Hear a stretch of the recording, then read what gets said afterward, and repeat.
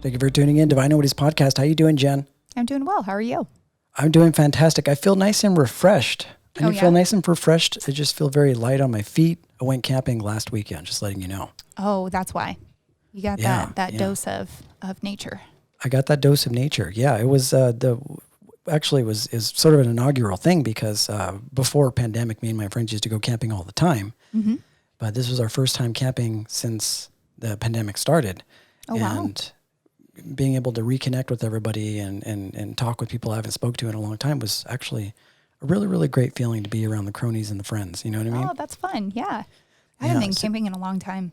Really? Yeah. You haven't been camping since, well, you know what I found out while I was at camping, by the way? I didn't know this. I've been out of kind of the loop for a while, but you know, there are people that are still going to Burning Man, even though Burning Man isn't officially happening.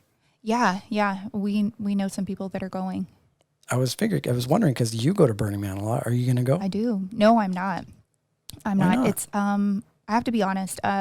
Burning Man is not an inexpensive trip. It's really far. It requires a lot of preparation and shelter. And now that we don't have an RV anymore, we would need to rent one. And then there's the whole, you have to buy all the food and the water and everything to survive out there. It's just not it's a very expensive task. So for us to travel that far and spend that kind of money, I need a little bit more organization. Yeah, and that makes sense. The people that I talked to, they were used to kind of going through that whole process when Burning Man was happening, or like the lottery system. They're trying to get a ticket, and then they go through the whole preparation. These are Burning Man. My Burning Man friends are people that like that sort of like survivalist type of world, Yeah. But I guess the one thing that they are celebrating about this time around is that you can go for a couple days. Of course, in their mind, the investment isn't as much as if you were to actually go to Burning Man, because those tickets are really expensive. And some people are just going for a day or two. And because there aren't that many people going, I think they'd said it was only going to be like 9,000 or 10,000 people. It's going to be closer to how Burning Man used to be. Yeah. So where it's more like a camping trip, and it's less like, a 2-week commitment, because anytime we go, we're there usually minimum for a week. So yeah, and there's an element of danger too. At least, like they said, I've watched a documentary a while back about Burning Man and the stuff that they used to do prior to it becoming like really, really popular, like blowing shit up, setting things on fire. Yeah, it wasn't the safest place, but yeah, it's like the Wild West. It's like Mad Max, real life Mad Max. Yeah, like real life Mad Max. So I went out camping. This was actually a campsite that was closer to San Diego. Passed by Julian, got some pie. Oh, I love Julian. And when we got there, I think there was about 20 of us. When we got there, they didn't, the campsite, they didn't say anything to anybody, but there was these markers that were around where the campfire would be that says no campfires allowed. Well, what the hell? How do you camp without a campfire? I think it was a last minute thing, and we asked around. I think it's because I guess the Dixie fire is happening right now. So they have a lot of fire departments, I guess, local to California that are headed down in that direction. So maybe they didn't have coverage in that area. But we could not have a campfire during the time that we were there. Oh my gosh, what did you guys do? Which kind of was like a bummer, But I mean, we were able to connect, and we were able to like hang out and be together. We made the best of that experience, but it's just one of those things we've never had to experience before, So what we did, I mean, it was cold. It's cold as shit, actually. It was like 30 or 40 degrees as like the temperature started to get lower and lower once the sun went down. Oh, yikes. And luckily, a lot of people in the camp had like heaters, portable heaters, and things like that. So it was fun. But the plus side of this, the benefit of it is it was a really amazing experience to be out in nature amongst the trees with friends that I haven't connected with in a long time. And there's just like a stillness in nature that, you really, really forget exists when you're in, the loudness of the city. You know what I mean? Like your body slows down, your mind slows down, everything that was occupying my ego suddenly just stops because there's nothing really for you to do when you're out there. Yeah. And it wasn't even like I had to do any sort of like maneuver in trying to get my ego to stop just to slowly adapt to my environment. It just slowly waned through my attention to what was in my present moment, And I think that's the wonderful thing about being amongst nature is that it just has this ability to regulate your body. Oh yeah. You got that vitamin G, that vitamin green. G? Yeah. What about that vitamin OG? Yeah. That You know what I vitamin mean? green. It's definitely very healing. Yeah. I need a heard little dose of woodpeckers. vitamin green. What's that? I need a dose of vitamin green. I feel like very, very sluggish. A dose of vitamin green? Yeah. And being out here in the desert, even though the desert has a different kind of magic, Yeah. it's just so different from California. So Yeah. It was a good break.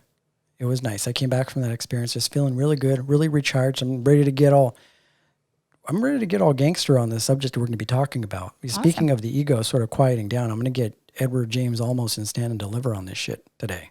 All right. I'm going to get Robin Williams and Dead Poet Society on this shit today. All right. I can't wait. Or better yet, I'm going to get Mario Savio at Sproul Hall Steps in San Francisco on this shit today. All right. Hey. So the subject we're going to be talking about, me and Jen today. Thank you guys again for tuning in. I think I already said that, but welcome once again. So we're going to be talking about elements of the ego today, something that I think we've talked about back and forth throughout the podcast. I mean, the ego is in the landscape, in the sort of spiritual landscape of most of the things that we talk about.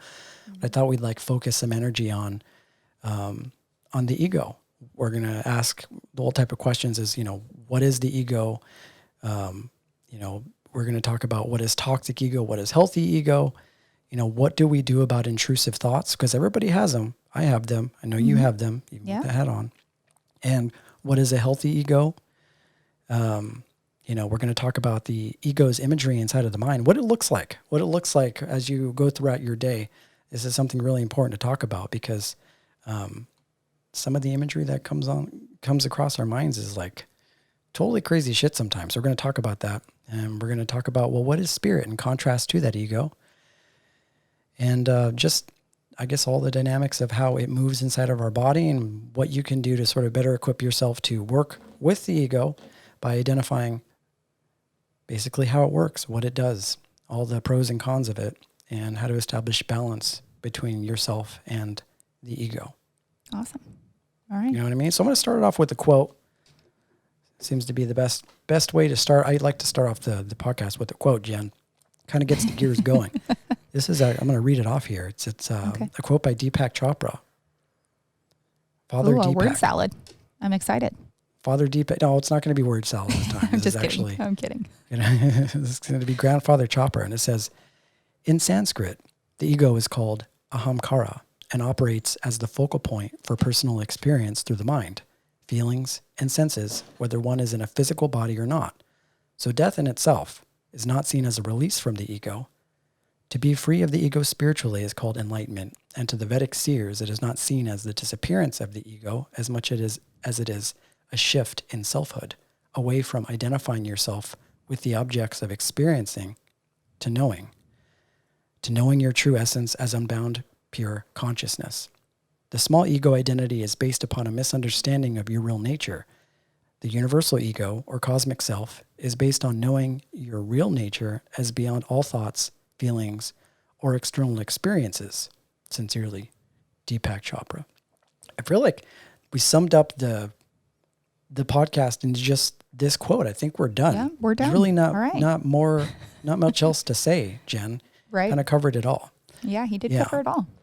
Yeah. So we're going to so I'm going to go over a lot of different things, but we're going to just sprinkle we're going to add some sprinkles to the spiritual cupcakes right now by going into the ego. It's going to do a deep dive, Jen.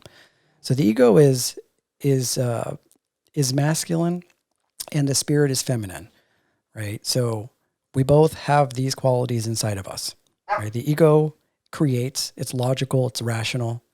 It is sort of like the builder, right? It is the program that you need in order to manifest and move in this life. And then spirit is basically the creative force. It's beautiful, it's deep, it's compassionate and loving. It's more or less kind of like a female.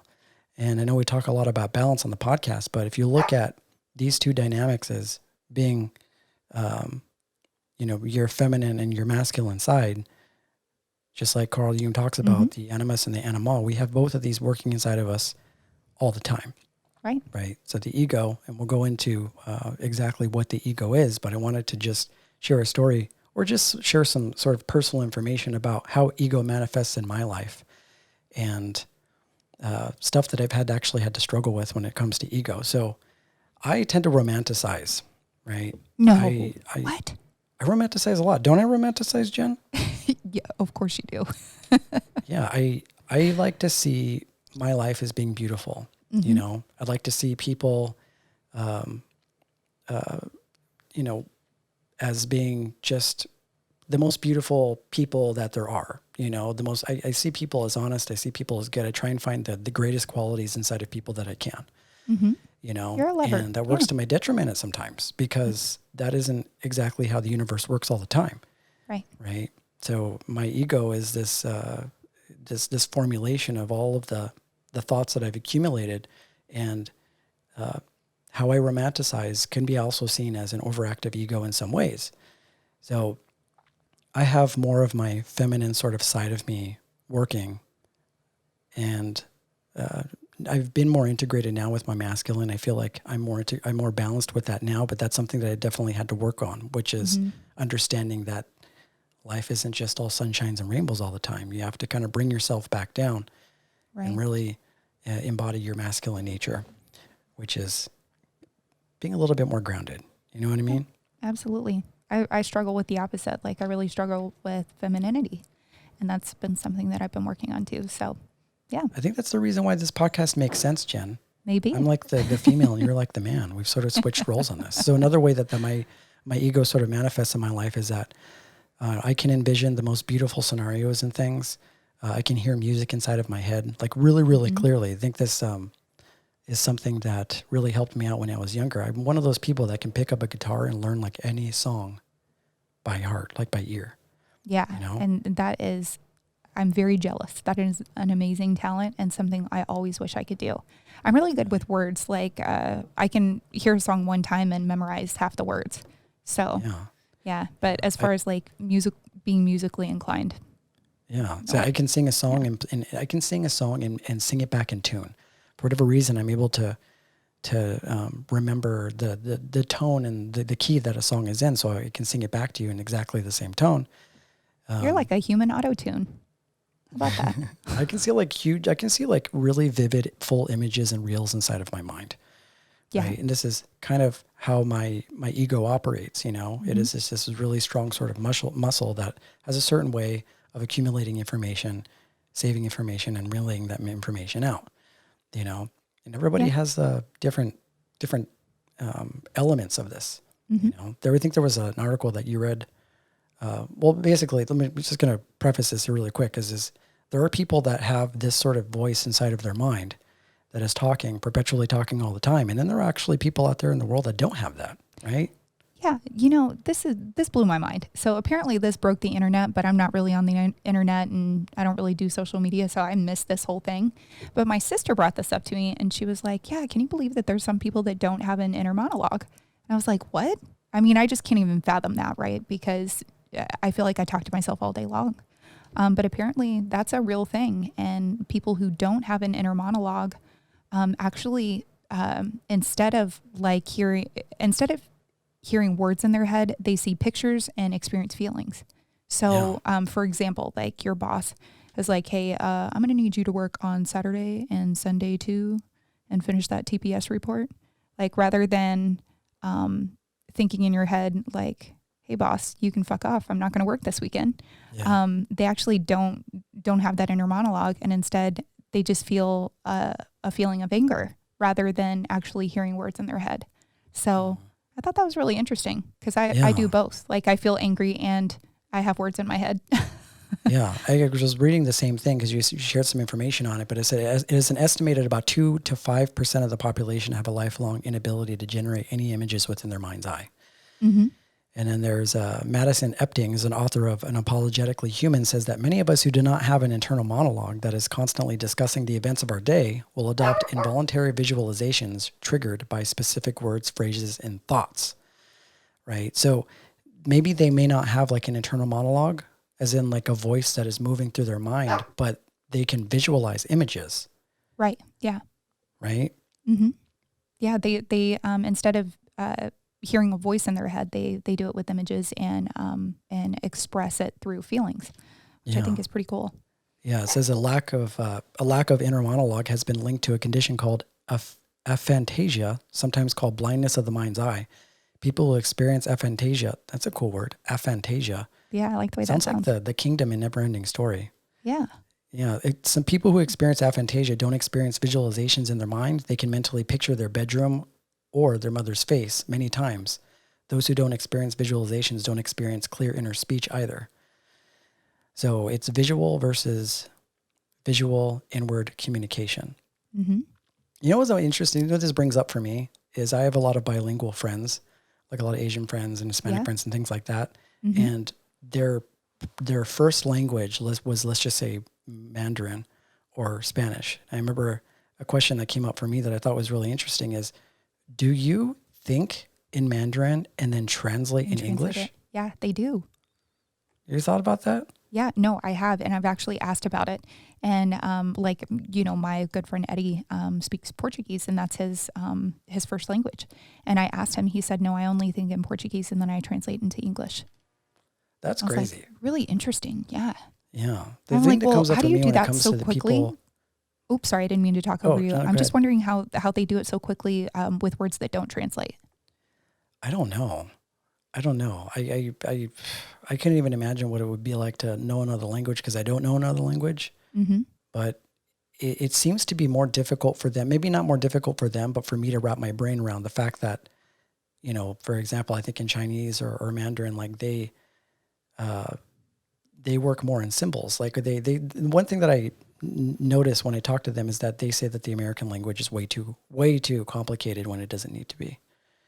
You know? Interesting.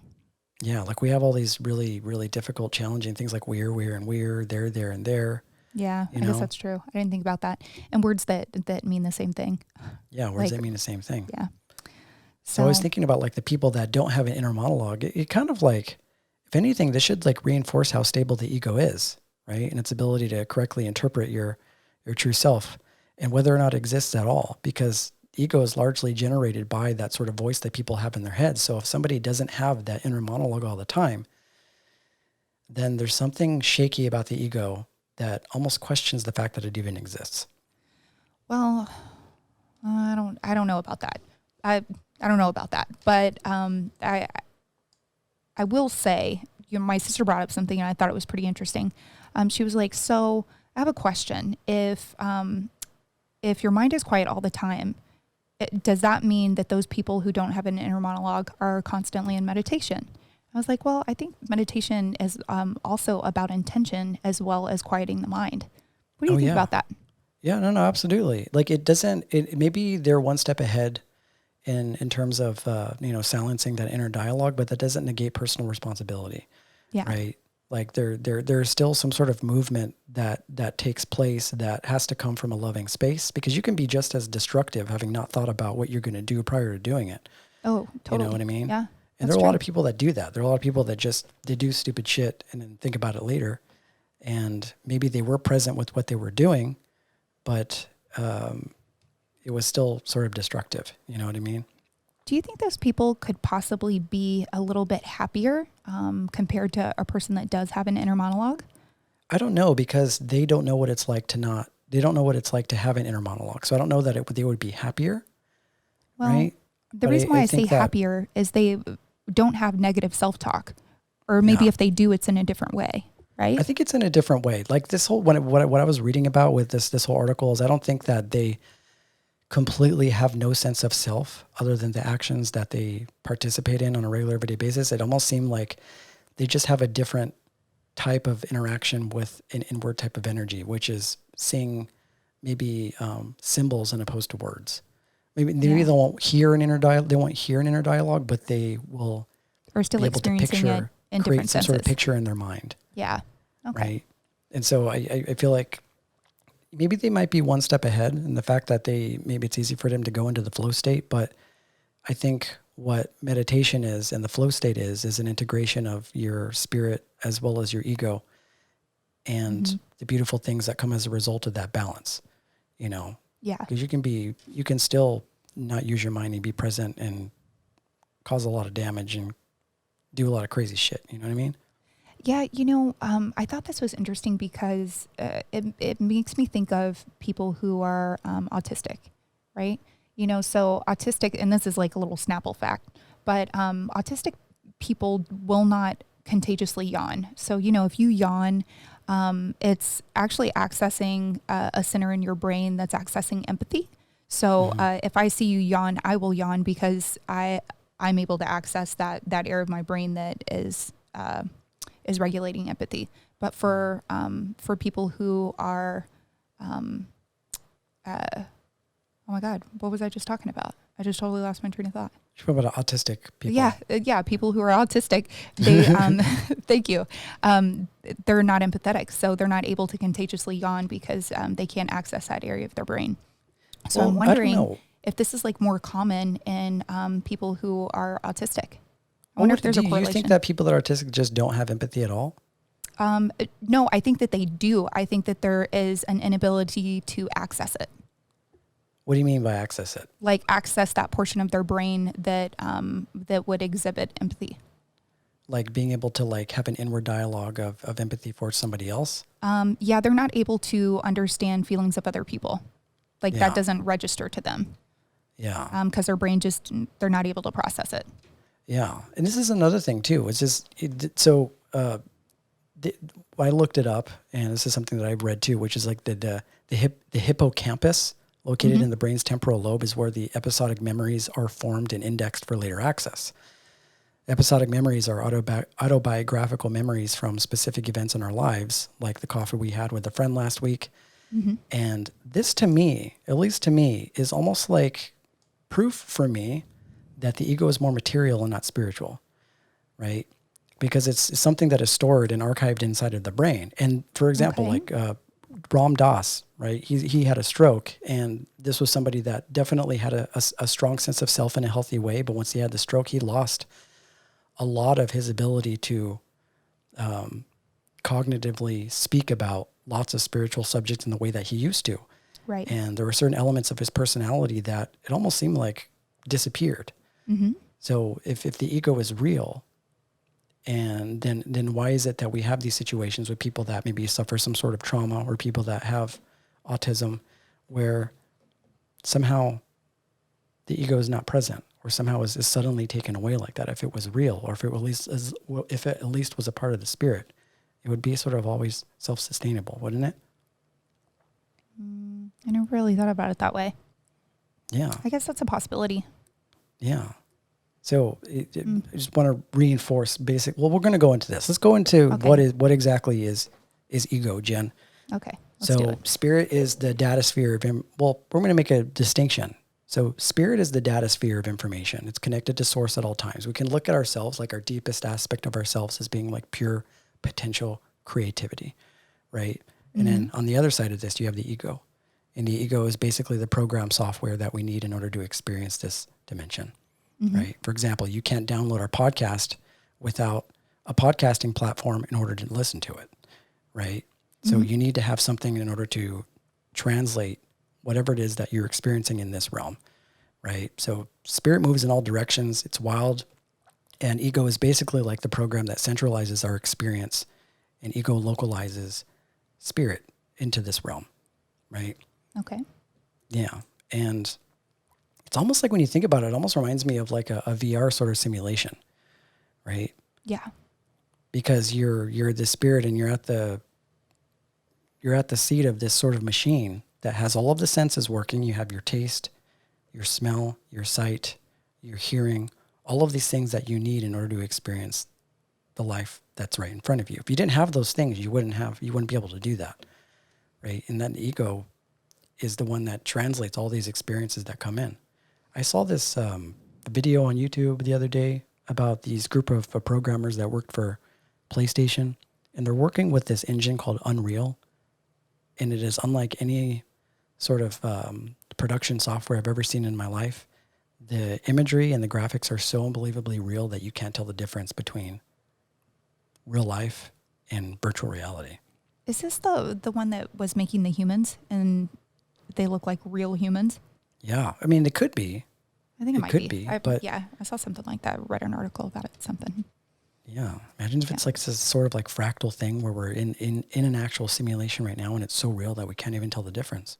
Oh my gosh, how cool would that be? Right? Like you can't even tell the difference. Mm. And a part of this whole like spiritual thing is basically just about trying to get us to take the VR headset off. You know? For sure. Yeah. So the ego is generated by memory, right? Just like I talked about the hippocampus and where it's located at in the brain.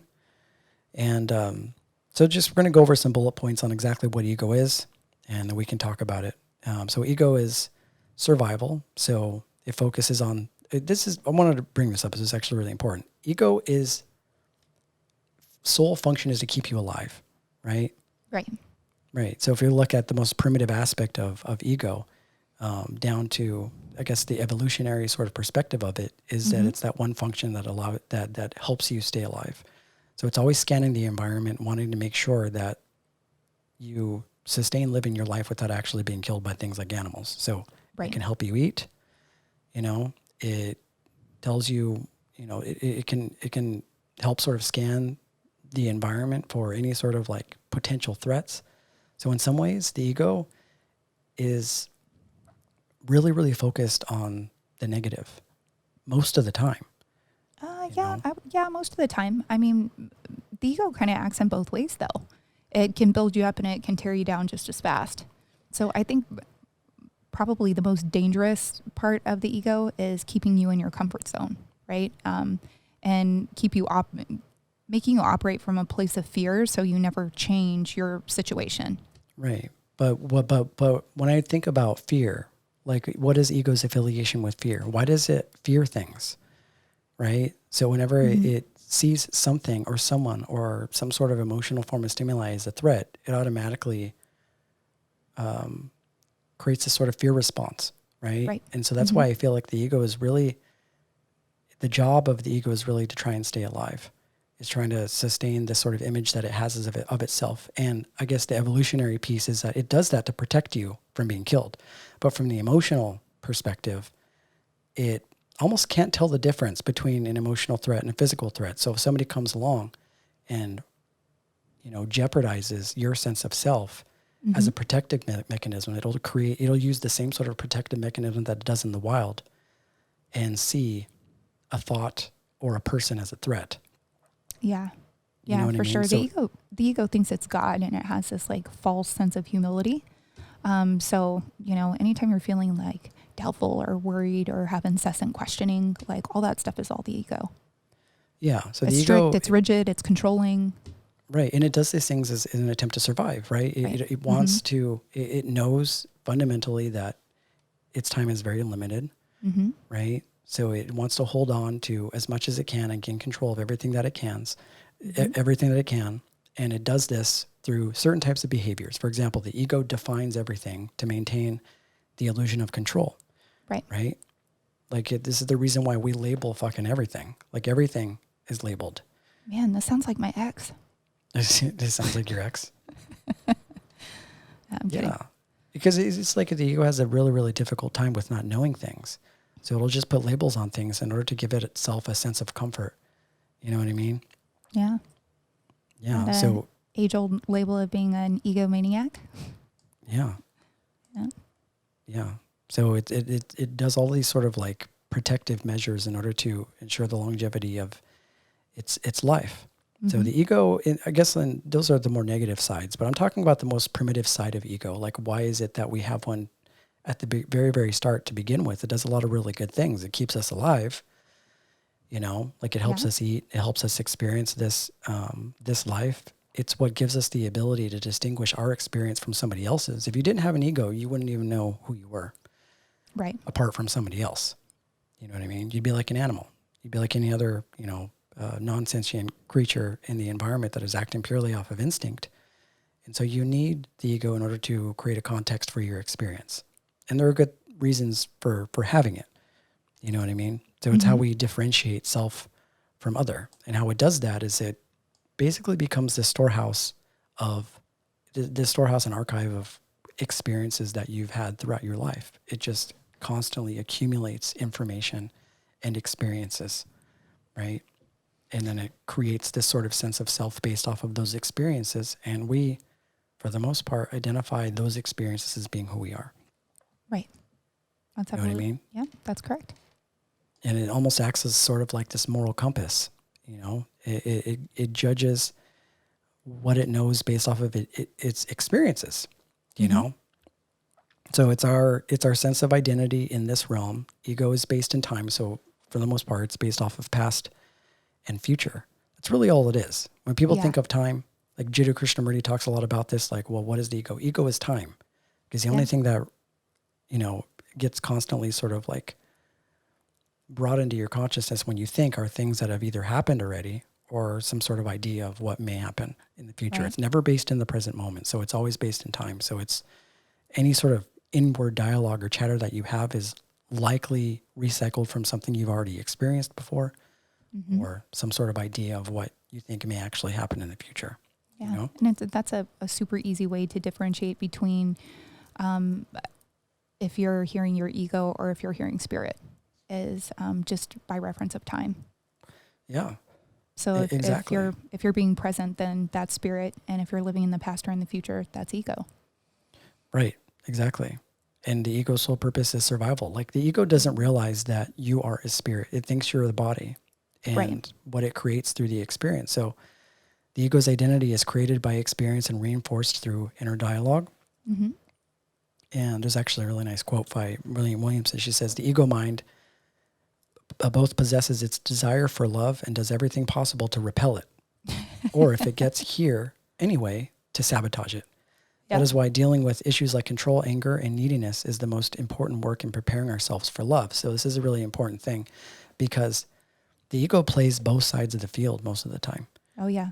Right? It can build you up and tear you down. It can amp you up. It can be like, you're the greatest person in the world. Or it can be like, yeah, you know what, go after that. You definitely go after that. Like, it'll pump you up. It'll give you all this sort of sense of false confidence. Right.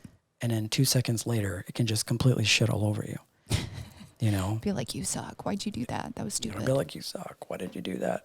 Why did you do that? And so we put so much importance on this sort of like inward ego that we have, not even realizing that this thing is just deceiving us all day long, all the time.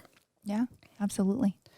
And the ego goes on tangents too. So if this is coming from your spirit or your intuition, you're not going to experience a tangent. So, what do you mean a tangent like where the ego's like, oh, why'd you do that? That was stupid. You know, nobody's ever going to love you because of X, Y, or Z.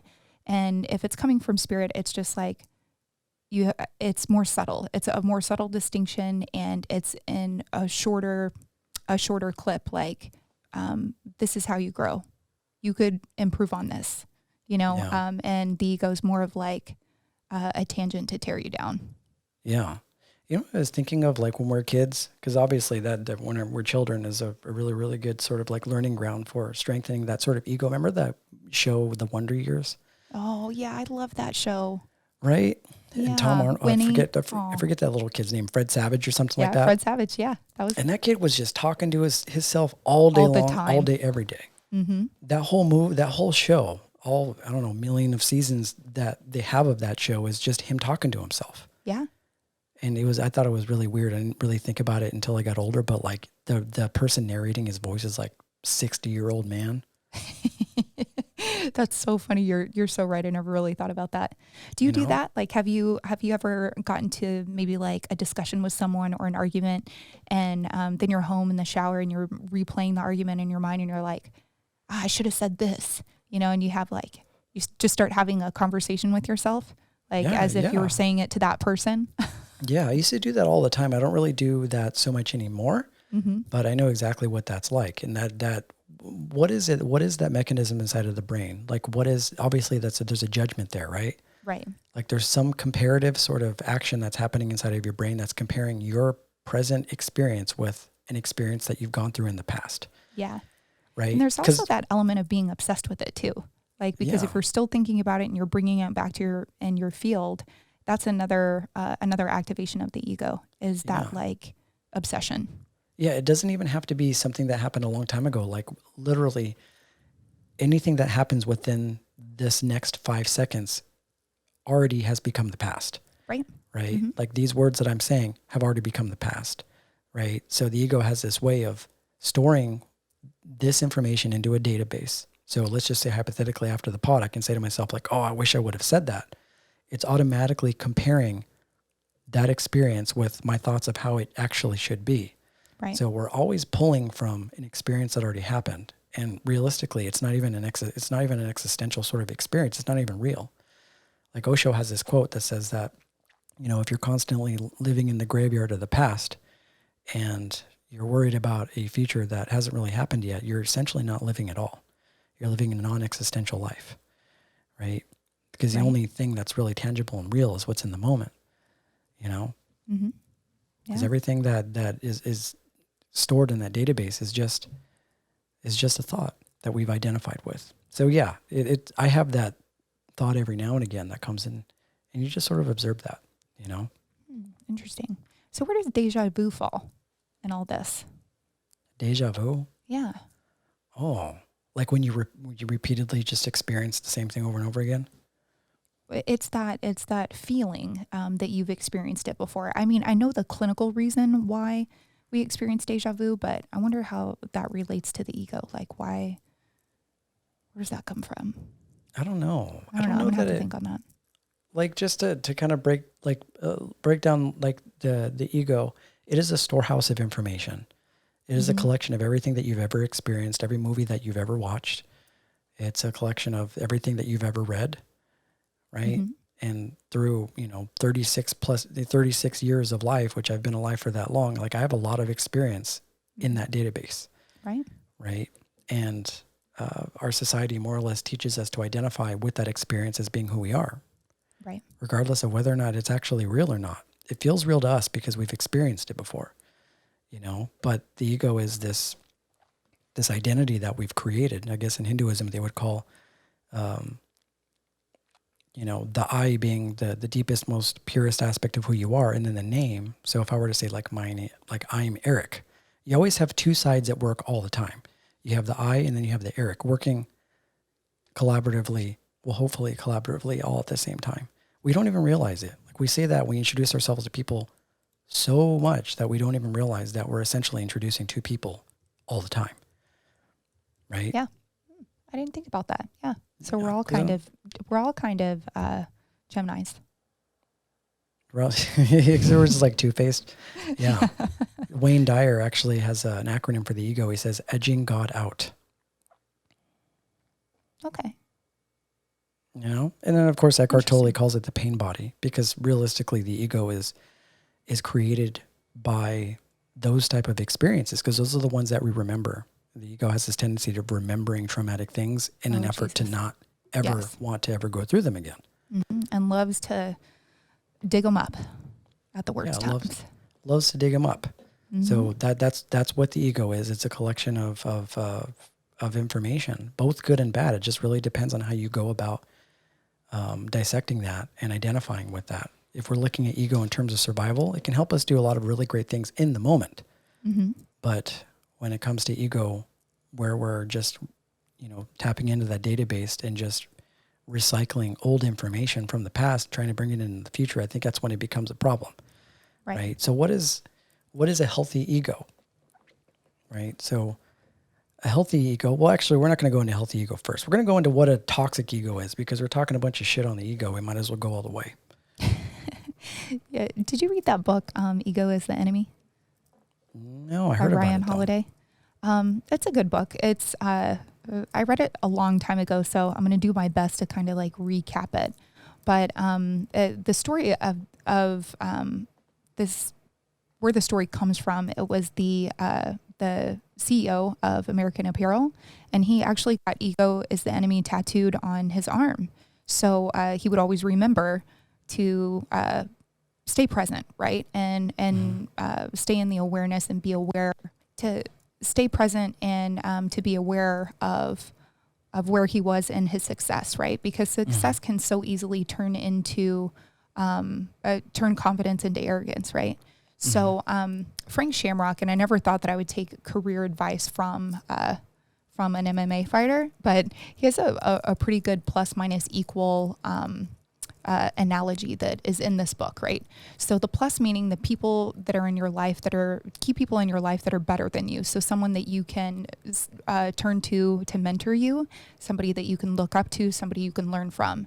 And then the minus, to have someone in your life that you could teach. So anytime that maybe you've had a failure in either career or personal life, just having someone to teach those lessons to, so you can kind of look at your failures objectively, right? And learn from those as well and process those feelings. And then also to have somebody who's equal to you. That way you have somebody that keeps you sharp, right? And shows you the areas that you can improve. So that's kind of the gist of the book. But the whole ego is the enemy thing, and the title of the book, and this guy actually tattooing that on his arm to remind him to be present, I thought was pretty cool. But I don't necessarily agree that the ego is the enemy. I don't think it's an enemy. I just think that it's something that you need to be aware of. Yeah, so what do you think about that? Yeah, Adyashanti has a quote. It says, "Ego is neither positive nor negative. These are simply concepts that create more boundaries. Ego is just ego. And the disaster of it all is that you, as a spiritual seeker, have been conditioned to think of the ego as bad, as an enemy, as something to be destroyed. This simply strengthens the ego. In fact, such conclusions arise from the ego itself. Pay no attention to them. Don't go to war with yourself. Simply inquire into who you are." And this is a really important thing to point out, because the first thing that people do, especially really, really early on their spiritual journey, is that they try and choose a side with spirituality. They say, okay, well, I'm going to renounce all the, maybe dark shadow sides of myself. I'm going to take a position. The position being that I'm going to start operating from spirit and start operating from goodness. So automatically, because you take a position, ego is the enemy, right? Mm-hmm. And the whole point isn't to look at the ego as an enemy, because regardless of whether or not you think it's an enemy, you always have to live with it. Right. It's not going anywhere. It's not going anywhere. And people who live in this fantasy land, like they're, that they don't have an ego, or they're so spiritually evolved that they have abolished their ego. That's not real. That's not real talk. No, it's not. It's not real all life. that is actually the ego talking to itself. Exactly. All it is the ego reinforcing the fact that, you have an ego. That you have an ego. That's all it is. Yeah. And we run into that stuff all the time. I remember I worked for this Kundalini yoga studio a while back in Pasadena called the Awareness Center. I don't think it's there anymore, but there was a time where I actually worked there as a sound healer, but I also worked at the counter as sort of like an assistant manager type of thing, right? And I was really into Kundalini yoga. Like, I loved Kundalini yoga. And the people, I started going to classes there. So there was a nice community there of people that were into spirituality. But once I started working there, I started working alongside people that were in Kundalini yoga teachers. Yeah. Right? So it's one thing to see a Kundalini yoga teacher teaching a class, but it's another thing to see a Kundalini yoga teacher dealing with patrons and basically like people that go to the class at the front desk. Yeah. And this lady used to just shit on their patrons all the time. She'd lose her patience. She'd get angry. And she had this sort of like more spiritual than thou type of mentality. And it was really confusing to me. Yeah. Because in my mind, like, that's not how a spiritual person should behave. Right. Yeah. So that was like really disorienting to me, because I was like, well, this person has their Aquarian 1 and 2 with Kundalini yoga, but they're treating these people so terribly. I'm like, at what point does the spiritual sort of teaching come into place? I feel like, okay, if you're acknowledging it, that's one thing. But it seemed unconscious. Like, she seemed like she didn't even realize that she was being mean to these people, Wow. Ooh. Yeah. So that definitely exists. I think the point is developing a healthy relationship to ego. So why is it that we need an ego? Because without it, we run the risk. Well, without it, we would run on instinct. We'd basically be like an animal. Right. Our experiences do a lot of good things because we learn from the bad things that we've done, and we also learn from the good things that we've done. We have a context for what is good and what is bad, or what may hurt us or what doesn't hurt us. So it's good to have that database in order to make that distinction. We need an ego because if we couldn't tell ourselves apart from somebody else. And that's really important to make that distinction too, right? It allows us to gain perspective from our experiences. It allows us to learn, allows us to grow. And at the same time, I think this is something that they actually teach in Zen. The ego, we need an ego to awaken to spirit because it is the greatest teacher. Because without an ego, we couldn't awaken to that spiritual aspect in ourselves, because it is the greatest contrast that we have, right? We can't fully experience spirit because we're already operating from that place. It's like trying to see, like trying to bite your own teeth. Like you're already operating from the place that you're talking about, right? So the only way that we can see or get to experience spirit is through, of course, there's a lot of different ways that you can do it, but when it comes to the ego, it is such a contrast to who we really are that it becomes the perfect mirror that points us in the direction of actually who we are. You know what I mean?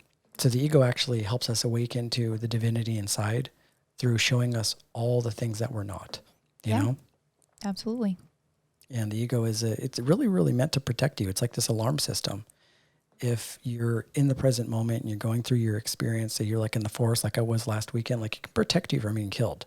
And that's a good thing. Yeah, that's a good thing. You know? Yeah. And even though you don't necessarily need that these days, but I mean, being killed by wild animals, I guess it's possible, but it doesn't happen like it used to. Oh no, we have I think we have a different type of predator, inward villain these days. Not necessarily wild animals. We have our emotional crazy shit that has the ability to hurt us more than actual animals do. Agreed. You know what I mean? It's emotion. It's not physical.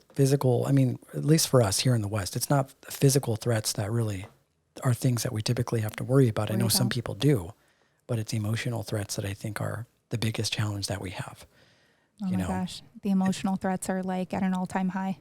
Oh yeah. And the crazy thing about the emotional threats is that we actually do it to ourselves, which is even crazier.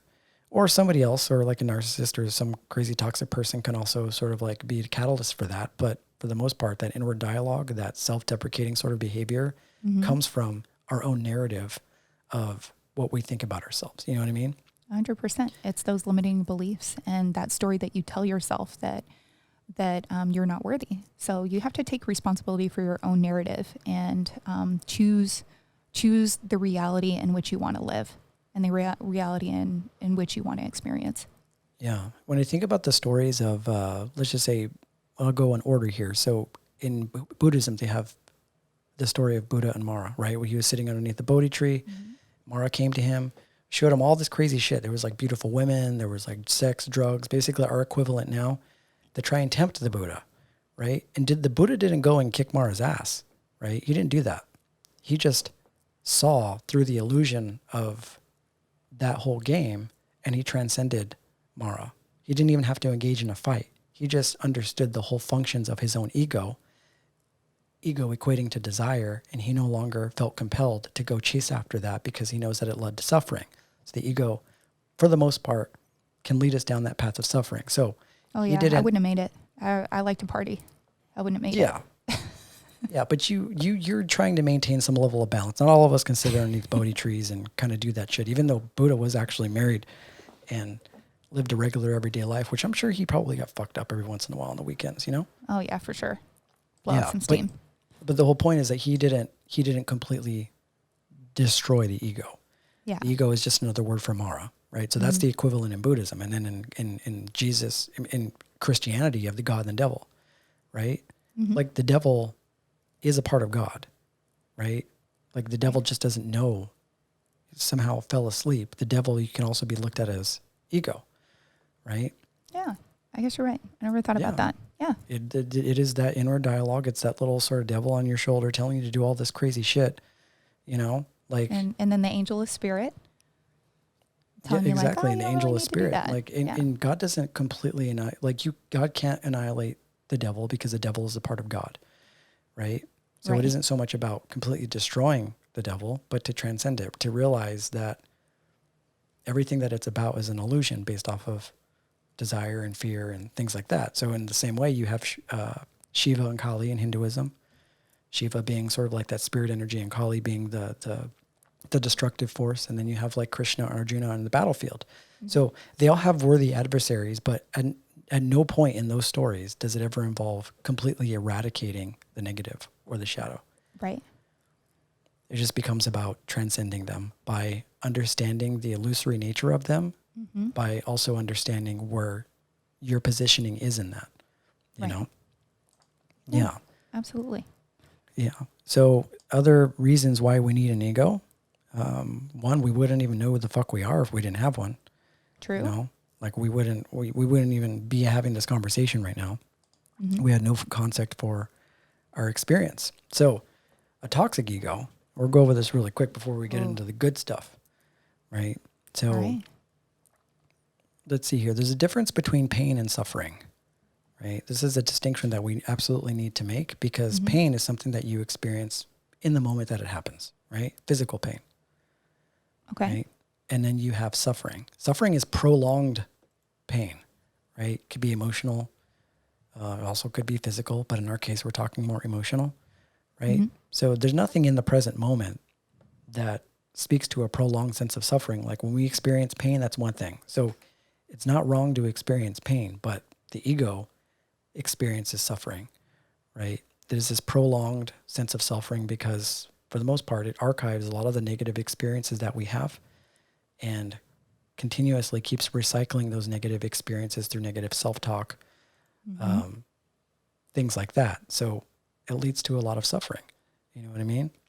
So that is like a toxic ego not checked. So that would happen when we aren't being mindful and aware of the thoughts that we think, and we're just letting our minds just, mind fuck us with all this crazy stuff, Yeah, for sure. Like, Yeah. I'm trying to think of some real world examples of toxic ego. And the first thing that comes to mind is listening to advice and rarely following it. It's like, that the advice that you're receiving from your friend, on this dumbass guy you're dating is correct, but you just can't seem to follow it.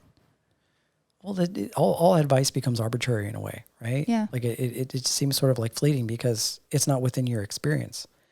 That person is experiencing life the way that he experienced it. And even if he told you a story, you're not going to be able to extract the same sort of experience from it as he did because it's not your experience. I mean, you can get insight from somebody, but more often than not, there are people that try and relate to somebody else's experience as their own.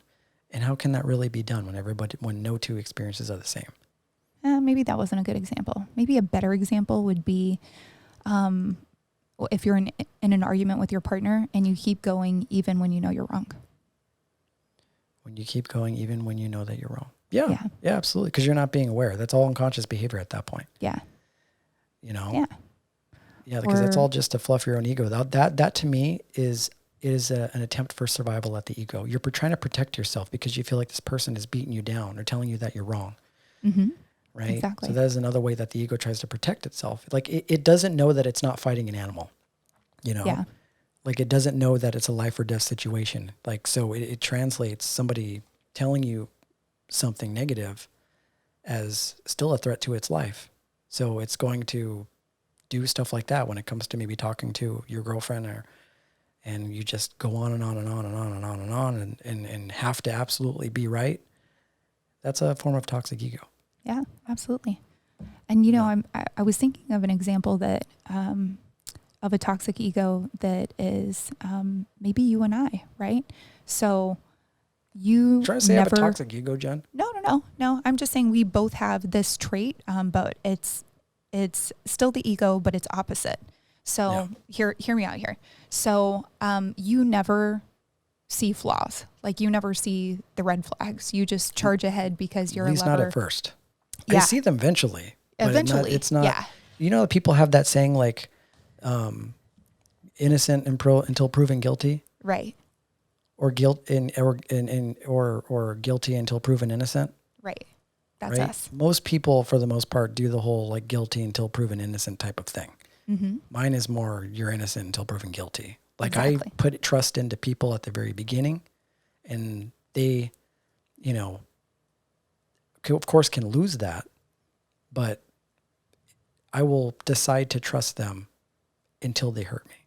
Right. That's not always a good recipe for, emotional well-being because that doesn't necessarily, there's nothing there to protect you from being hurt. Yeah, absolutely. So like you never see the flaws in a person because you're a lover, but I actually look for flaws in someone in the beginning. So that's our ego. Even though it's an opposite action, it's still an expression of my ego, an expression of your ego. Yeah. And I see flaws, but I tend to kind of look over them a little bit because I think to myself, well, I'm a flawed human being too. Right. Mm-hmm. I've gone through these type of experiences before. Like I know what it's like to be them. So I express compassion for them, right? And I try and understand where they're coming from. And I think that's a good trait to have until, you know, that's a permission slip for other people to just continuously keep treating you like shit. That's not a good thing. Right. Yeah. So you're absolutely right. Like having a form of toxic ego, and we're talking past tense because I'm not necessarily this way as much anymore. You're not. Yeah, you've come a long way. Yeah, yeah. So I know Something that you've there definitely needs to worked on. be that sort of 3D masculine aspect of myself, which is, you know, maybe identifying more with the ego and utilizing that sort of survivalistic sort of like trait by being able to distinguish this in somebody and put my foot down and be like, okay, this isn't good, you know? So yeah, I think that's a really, really good example of that. Another example of toxic ego is how we become addicted to so many things, right? Oh yeah. Like we get addicted to fucking everything. Everything. Right?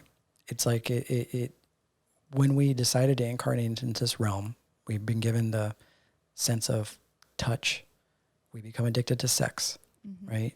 That's like a huge thing. People are just addicted to sex. They're addicted to sexual imagery. They're addicted to touch. They're addicted to, you know, just interactions with other people. So that can be looked at as an addiction. Food, which is a sense of taste. Yeah. Lots of people that are addicted to food. Yeah. You know, obesity is a kind of a big deal. There are people that are addicted to hearing. Well, you can equate thoughts into that. There are people that are addicted to hearing thoughts. There are people that are addicted to words. And I don't know where smell lands in that. I don't know. You think there are people that are addicted to smelling shit? Yeah. What do you think? Possibly. Yeah, I've never heard of anybody that's addicted to smelling things, but that makes sense. I guess you're like maybe like addicted. I feel like smell works in collaboration with all the other senses because you could obviously sniff coke. Yeah. You know, like you could huff paint. I mean, it's a bit feel bad talking about this, but I mean, those are probably noticeable addictions that some people have. Yeah, that are And associated these are all with forms smells. of toxic That makes sense. ego. Because Yeah. why do we engage in these things? You know? And likes too. I feel like that's probably the most common thing is being addicted to what other people think and equating your self-worth with how many likes you get on social media. Yeah, that's So like toxic. that's like the most common addiction right now, especially with young people. Yeah. Like judging, and that all I think Instagram is pretty much like a living embodiment of what ego is, and it can be used in a healthy way, but it can also be used in a toxic way. Yeah. You know, that's all I see with those. It's just that you actually have a visual interpretation. You have a visual way to see the validation that the ego actually is looking for through a like button. And you're also constantly comparing yourself to other people to either make yourself feel like you're better than them or making yourself jealous of them. Mm-hmm. So it's another, ego on both ends. Yeah. So it's like people they see other people as threats to their well-being. So somebody can look at it as a lack of followers, or somebody reporting their account as being the same thing as like seeing a bear in the wild, and it freaks out and then it starts behaving in this sort of like a nihilistic sort of like fearful flight or fight way. It's crazy. Yeah, it You is. know? Yeah. So other ways that the ego is toxic is habitual cyclical thinking of past and the future emotions. And this is really, really dangerous because as long as you're constantly thinking about thoughts, you're pulling from all the experiences that you've ever had and you're bringing them into your present moment. And I think we talked about this before, that the mind and the ego can't tell the difference between physical pain and emotional pain. So if you suffered a trauma when you were 17 or 18 years old, that still has the ability to this day to hurt you in the same way. If you're constantly reliving that inside of your mind, Absolutely. you risk bringing that into your present moment. Yeah, absolutely. You're reliving that trauma over and over. Yeah, you're reliving it over and over again. I think that was Joe Dispenza that talked about, like, in the beginning it becomes a habit, right?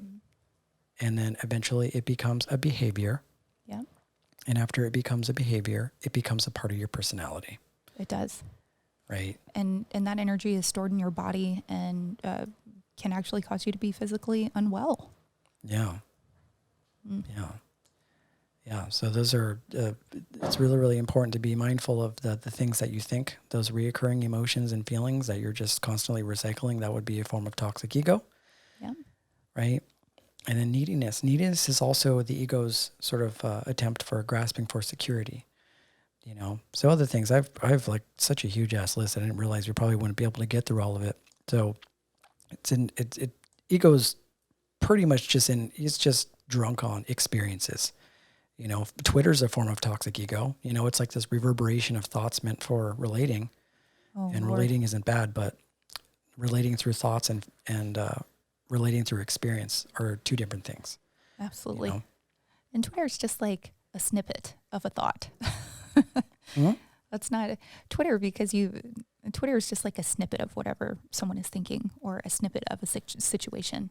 It's never the full picture. It's just like, these are all things that we've gotten so used to using.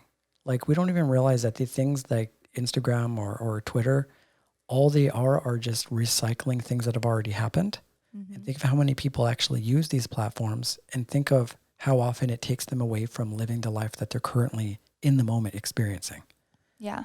It is like a living manifestation of the ego. It is being too loud. Absolutely. You know what I mean? And it's terrifying at how loud those voices are. See, this is why I don't do social media. This is exactly why. Yeah. I feel like it's like brain cancer. Well, it just depends on how you kind of swing it. Depends on how you use it. So the ego's imagery in the mind. What does the imagery look like? This is one thing I really wanted to touch on, because there are people, and I think we talked about this prior to the podcast, Jen, when we were talking about different topics, is there are people that maybe not necessarily hear that sort of negative self-talk, or just in this incessant sort of cycle of thoughts, but people that actually see imageries, people that see sometimes scary shit. Have you ever fallen asleep and had a dream and had a nightmare and woken up and being like, why the fuck did I dream that? Oh, dude. That is all the time. Yeah. I have very violent dreams. Really? Yeah. Yeah. Very violent, like a lot of end of the world dreams, a lot of war dreams. I've never had a dream where I was physically harming someone else. I feel like I'm always, but I'm always witnessing some type of crime, or whether it be like murder or whatever. But it's never like me actually doing the act, but it's certainly witnessing it and living through it. So when you wake up from that dream, has it ever scared you, the fact that you dreamt something so violent? Yeah, it oftentimes does, because I'm like, these are obviously not scenes or images that I've ever seen in this lifetime. So where the hell did that come from? And how did I create that in my mind? Yeah. And do you think that experience, or maybe in the past, had caused some anxiety? Like, was it something that like you'd sat with that following week and thought like, okay, well, does this mean maybe that I'm a violent person? I have thought that. Thought that. And it's made me question myself, like, oh my gosh, if I can think this way, like who is this person deep down inside? Like, where did that come from? Yeah. Yeah. And I think maybe you have the ability to be cognizant of I think just you as a person have the ability to sort of like observe that and know that at the core, you're obviously not somebody to ever outwardly project that type of violence out into the world. Right. Right. So maybe it becomes something that just sort of like disappears into your consciousness. But the reason why I bring this up is I've known a lot of people in the past that have had particularly violent dreams, or people that go throughout their life, and one day, it could be while they're in the shower, it could be while they're walking down the street, suddenly they're hit with just this crazy, scary imagery inside of their mind that really freaks them out. Yeah. That happens a lot to me when I'm driving, and I'll have like an image of a very bloody and gnarly car accident with me involved. And it's like, why the fuck would I even think that? Where did that come from? And, it's just, it's your ego that puts these images out, and you just have to be aware of them and shut them down. Right. And you have to be very careful of your thoughts, because, thoughts become reality. So anytime I have like a vision like that and kind of scare myself or freak myself out, I'll do an exercise where I'll put visualize putting my car in a protective bubble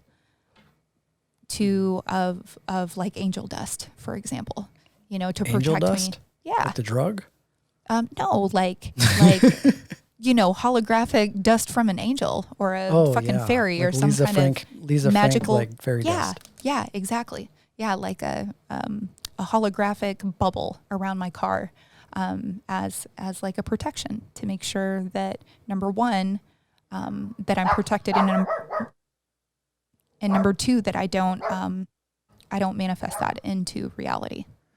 Well, let's unpack that really quickly here, because when you talk about, okay, so you're driving a car and then you get this fear that comes up that you may get into a car accident, right? There are two types of perspectives that people take when it comes to this. Let's just say the maybe toxic ego's perspective, which is they get scared. They don't understand why they're thinking this. Mm-hmm. And so they try and resist the fact that they're thinking that, right? And so the resistance to that creates panic, maybe. It'll create anxiety. Absolutely. It could also ultimately lead in you actually manifesting a car accident. Right. Right? Exactly. Right? And so that is a perfect example of how we identify negatively with the ego. Mm-hmm. Now, I think the spiritual perspective, which is seeing it from awareness, being the mindful observer of that, is that thought comes up that you may get into a car accident. Well, what's the ego trying to tell you? The ego is trying to scan its environment for a potential threat.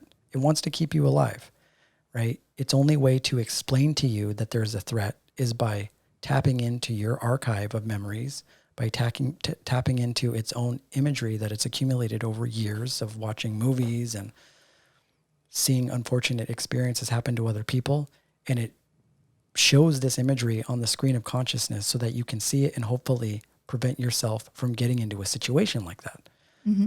Right? So the issue is that you're obviously not in a flight or fight sort of like survivalist sort of like situation where that really needs to happen. But the ego is always going to try and protect you at all costs. So if you have imagery that comes into your mind randomly, I wouldn't identify so much with the images that come up. Mm-hmm. I would just try and see that as it's the way that the ego is trying to communicate something to you, Right. Yeah. So, and what does the imagery of the ego come from? It comes from movies. It comes from news. It comes from your judgments. It comes from your memories. It comes from popular culture. Mm-hmm. It comes from your fears. It comes from your hopes. It comes from your past and your future. So you have an entire gallery and archive of experiences inside of your ego. Mm-hmm. And the only way that the ego can communicate with you is through these images, if not through dialogue. There are people that have particularly scary fucking thoughts that come in their mind too, which is like to hurt themselves. Yeah, right? Absolutely. And they will people who fantasize about that. There's actually, this is pretty common for young people, is to have like an obsession with death and be really fascinated with death and crossing over to the other side. And usually those people that have those unusual fascinations with death will take their own life. That's crazy, because there's nothing unhealthy about being fascinated with death. Nothing. Right. Yeah. But it is a part of our culture to sort of stigmatize it in a way. Right. Right. So we have identified the concept of death as being a negative thing. Mm-hmm. And because it's a negative thing, we think we should somehow escape from it, that we should resist it. And we'll do a lot of things in order to resist it. That story is a perfect example of that. The things that we will do in order to run away from, stuff is crazy. Yeah. Because I noticed that children get to a certain age where they become fascinated with death. Like, I know lots of kids, and I don't know why this is a pattern, but there are a lot of kids that when they hit like maybe 11 or 12, just become obsessed with horror movies. Yeah. Oh, that was me. Yeah. They become obsessed with horror movies. Obsessed. Yeah. And the reason why, I think, is because your parents, for the most part, through most of your young adult life, are trying to keep that from you. You never have a formal conversation with your parents about what death is, what scary shit is. They're always trying their best to give you a certain type of experience, but it's in the background of everything that exists in life, in school, through your music. Like you can't go, very long without seeing some sort of imagery of death. So children naturally become curious about it. Mm-hmm. And I think once you get a little older, once you start developing that sense of self, that's when you start diving into stuff like that. I noticed that children just get really in. I knew this kid that was obsessed with the movie It, and I can't even watch that movie. Ooh, ugh, I don't do Like clowns. the new one. Yeah. You had a fucking It poster on her wall. Oh no, you dude. know, Nope. and had like a little It doll on her bed. No, sir. Right? Not this lady. There's something that you can respect about that because they're obviously not afraid of it. Right. Right? But there's something about that comes into my mind when I think about that. I'm like, oh, that's scary shit. I don't want to subject myself to that, even though I know that it's fake. But, you know, I think it's natural for I guess the point of what I'm trying to bring up is that it's natural for the human to become interested in death. Right. But somebody needs to explain to these children and to us as we get older that there's nothing abnormal and unhealthy about that fascination. Right. Because if you don't have that conversation, then you run the risk of a kid, just like you're talking about, having these sort of thoughts and not knowing what to do with them. And instead of really looking really deep into the inner workings of the ego, will attempt to try and get rid of those thoughts through action. Yeah. Or you'll identify with the thought and do something stupid. Yeah. Or experiment, like trying to push it to the edge, right? You know, maybe with asphyxiation and then accidentally taking their own life, just by wanting to experience what that would feel like. Yeah. I don't know why somebody would do that, but I remember when I was a kid, there was like that thing that used to happen through school where people would like put their hands on their neck like this and they would breathe and they'd sort of like... And pass out. Mm-hmm. You know, I don't, like, subjectively, I don't think that it's a sin or it's wrong to do that because people explore... I think it's natural for a human being to explore alternate states of consciousness. Right. But no one is having this conversation to them about what is acceptable and what isn't. Yeah. Especially when you're a child, you're so restricted. More often than not, you're just playing by the rules that somebody else sets for you. Right. And naturally, we don't like that. So we end up trying to break the rules by doing stupid things. Yep. You know? So I think a really important thing to point out here is observation versus identification. Yeah. Right? So observation is observing your thoughts, observing the imagery as it pops into your mind. Identification is an unconscious behavior that, because it's coming into my mind, that must be me. Yeah. Right? Because a thought is not self-employed. A thought can't exist without your investment in it. You know, That's true. Thought cannot have its own life unless you've identified a certain aspect of your beingness with the thought. So you have the opportunity and the choice to charge a thought and bring it to life, or you have the opportunity to just observe it for what it is, which is the imagery of the ego. But in order to make that distinction, you absolutely have to understand that there is a deeper force inside of you, which is your spirit, in order to make that distinction. And that's the thing that we talked about before. There aren't a whole lot of people that realize that there's something other than thought. There's something that other than the ego that functions inside of your body. Right? That's true. Yeah. Because in order to make that distinction of like, okay, the ego is not me. Well, what are you then? You're a spirit, you know? So the observer of ego is spirit. So that's the one thing you need to get really clear on, which is that there are essentially kind of two forces of you working at all most of the time, which is your spiritual aspect of yourself and your ego. So when the imagery pops up into your mind and you're operating from spirit, you'll see that, oh, that's just my ego trying to tell me something. That's just my ego trying to relate to its environment in some way. You know, that's my ego trying to let me know that there's maybe a potential threat in my environment, or it's maybe my ego just trying to show me imagery that somehow relates to a certain situation that I'm in. And if you can see it from that perspective, then you'll stop falling victim to being hypnotized by the shit that it shows you on a regular everyday basis, you know? Yeah. And becoming obsessed and enchanted with it and kind of replaying and experiencing those negative emotions over and over. Yeah. Because ego is addicted to emotional stimulation. Yeah. You know, whatever is in your environment that has the ability to generate some sort of thought, it's going to do it. You know, like if you look at anything in this room right now or anything that's in front of you and you look at it, it has a memory, more than likely has a memory associated with it. Right. Right. So if you look at a bed, okay, that's the place that I sleep. If you look at a computer, that's what I use in order to do my work. Oh, you look at a car, you think of you know, how you use it to go to work. Every little thing in our environment has a definition. We identify it a certain way, right? But you're Right. not sitting there thinking that it's you most of the time. So why would you think that scary imagery is you too? Yeah. You know what I mean? Mm-hmm.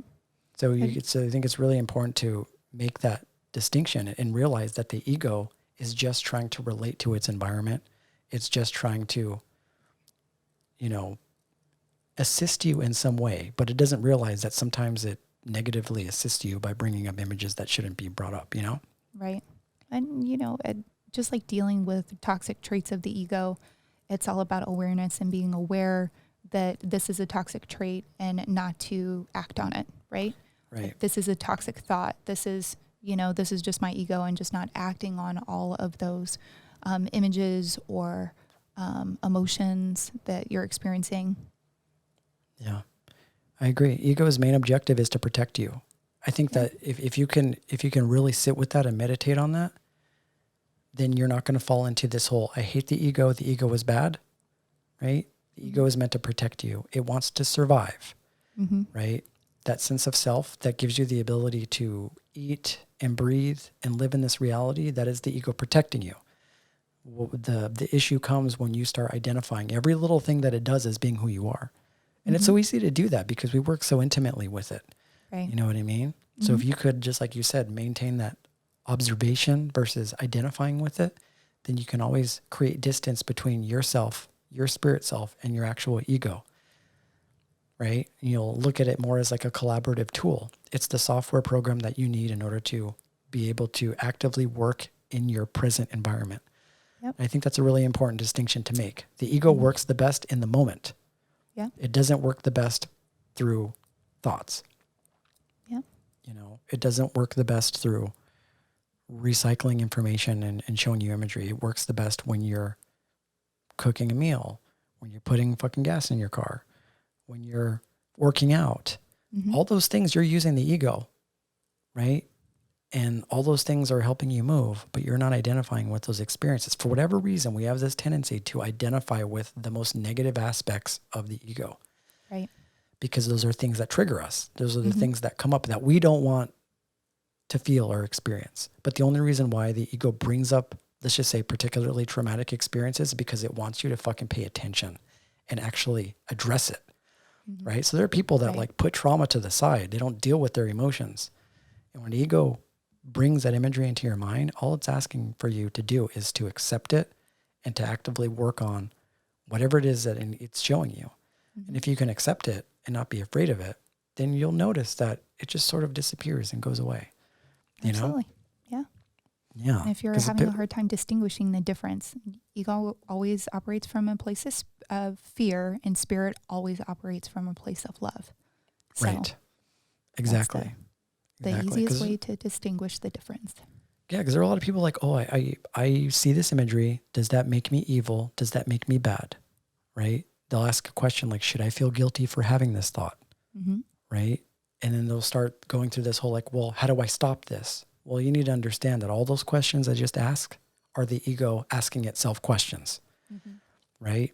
Like you're not going to be able to stop the ego with questions, right? The ego is not going to be the one to save you from itself, you know? So the best way to resolve yourself of the ego is by understanding what it does, is by understanding what its function is in your life, right? You're not going to you're not going to win a battle with the ego, you know? So when you have that imagery come into your mind, don't ask those questions, because those questions are just ego trying to reinforce and solve a problem that it itself created. The best way is to just observe it. That's right. If you observe the ego and you understand how it works, then you're not going to be hypnotized by it, and then it will naturally quiet on its own. You won't have to quiet it. It'll quiet itself, you know? So I think a healthy ego then, Jen, in closing, is to work in balance with your ego, to develop a relationship with it by understanding what its true function is in your life. You know? Absolutely. And somebody might ask, well, what is spirit? What is spirit? What is the spirit in contrast to the ego? What is the observer of the ego? To me, the spirit is the most loving aspect of who you are, you know? and you can, and people are like, well, how do you know? Well, by all the things that make you feel really good, all the things that bring joy into your life, right? Mm-hmm. Which is nurturing things. Like if you give plants water, they grow. If two people fall in love, they create life. There's a lot of really amazing things that come from a human being when they love. And that's how you know that is the most intrinsic aspect of who we were supposed or meant to be, because there are so many amazing things that come out of that when we're tapped into that. And when the ego overshadows that, it tends to eclipse all those things, and we start operating in a different way that isn't based in ego, it's based in fear, because that's what the ego is based on. So if you ever find yourself operating from fear, you're more than likely operating from ego. I remember talking to friends when I used to do sound baths, or people that would come up to me and they would be like, oh, I'm feeling so sad, or I'm feeling so depressed. I don't know what to do about this. Like, what do I do? And I think inside of my mind, well, your solution is actually in the question, because you're talking about yourself as if you're two different people. Mm-hmm. You're able to acknowledge the fact that you're sad. Who is it that acknowledges it, right? You say, I am sad. Well, there's a force inside of you that is able to acknowledge the fact that you're feeling this way. But people don't realize that there's an observer of that occurrence, So when someone says, I am sad, well, you got to like really, really sit with, well, who's asking the question? And if you know that you're sad, then, you need to practice integration, because you know what the issue is. You just need to, be present with your feelings and actively work on creating a different type of experience for yourself. Most people, more often than not, as the days go by, are always talking about themselves as if they're two different people all the time. Like I talked about earlier, which is like we introduce ourselves to others. We're like, I am Eric. I am Jen. It's like, you just are. Fundamentally at the core, the spirit will say, you just are. Like you am. I don't know if that's right English, but you am. Right? It's not, but yeah, I get what you're saying. Yeah. Yeah. So healthy, and that's spirit. Spirit is love. Spirit is God. Spirit is creativity.